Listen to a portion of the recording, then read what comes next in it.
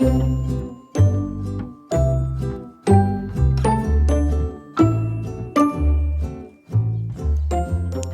everybody and welcome back to another day's worth of training. Let's get this cracked.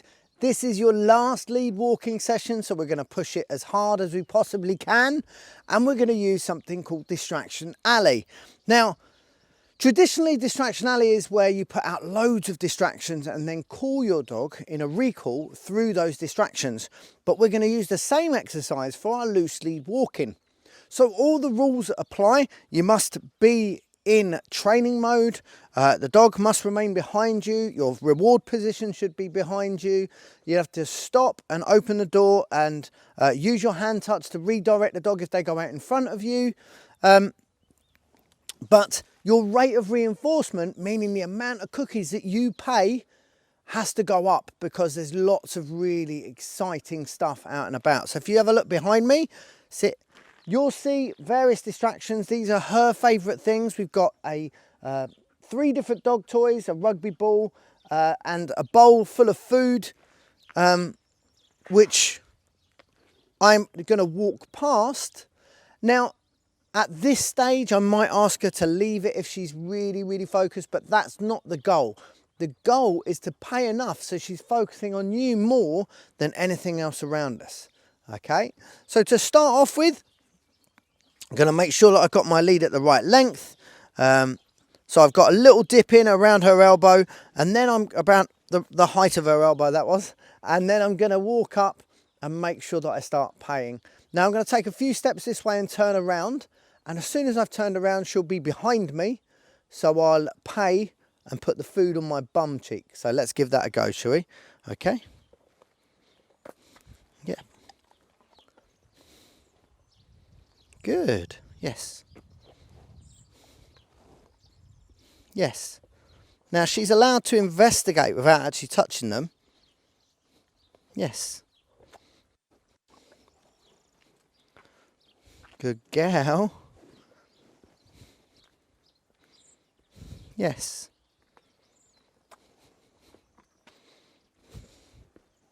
Good. Sit. Very nice work. Well done. Okay, sit. So Fizz has done a little bit of this stuff before, so she found that relatively easy.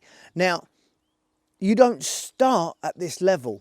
As with everything, you're going to progress till you can get to the point where she can pass those distractions. So one way to make it a little bit easier is to maybe empty the food bowl or have less distracting stuff that's less enticing stuff.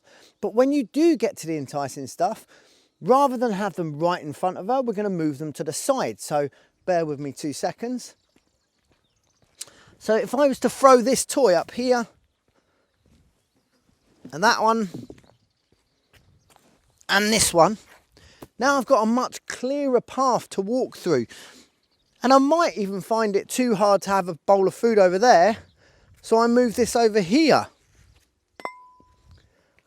Now that gives me a nice wide space to work through, and that wide space is going to set you up for success. And just like when you did your leave it, having the dog on the other side of you to start with will make it much easier. Okay, then having them closer and slowly moving them closer and closer. So let me start as if it was our first session. Good girl, come on. Good girl, good choice. Well done. So sit. So I'd actually start from this end and have the dog on my left hand side, because now my body is giving me a bit of space between the dog and the distractions themselves. I want to make sure that my lead's the right length. I'm going to start with the dog behind me. I'm going to put my food on my bum, which I'm not very good at remembering, but it's a good target for you to have. So let's go. Yes, food goes on the bum. Good girl. Yes, now she doesn't pass my front foot. I don't have to stop and open the door. Now to progress it, I can have the dog on this side. Yes.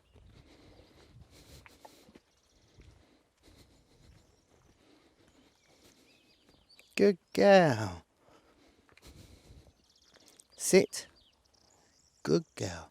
Now, as we progress and get further and further along in this exercise, the closer you are to the distractions, the more you're going to have to up your rate of cookies per minute. So the more treats that you can give as you progress, the quicker they're going to learn this skill.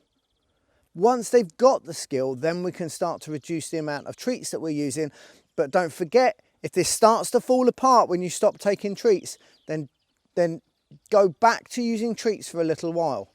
And even when the dog's really good, then don't forget, using treats every now and then is going to keep them really good. Don't wait until they keep getting it wrong. Okay, let's go.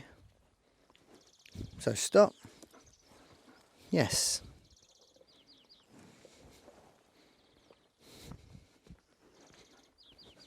Good girl. Well done. You cheeky little monkey. Come here. Good girl. Sit. Very good. Okay, so that is going to give you plenty to work from. And when you're doing this exercise, you don't really want to be doing any more than 3-minute sessions and just doing them step by step. And each session, you're going to make the distractions a little bit tougher until walking down the high street is actually the easy thing.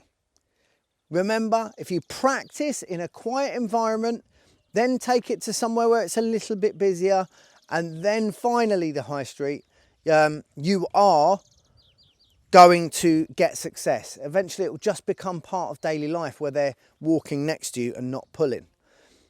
It does take time and it does take practice. But the other thing to remember is that if you can't be bothered, or if you're in a rush, then put the dog in leisure mode.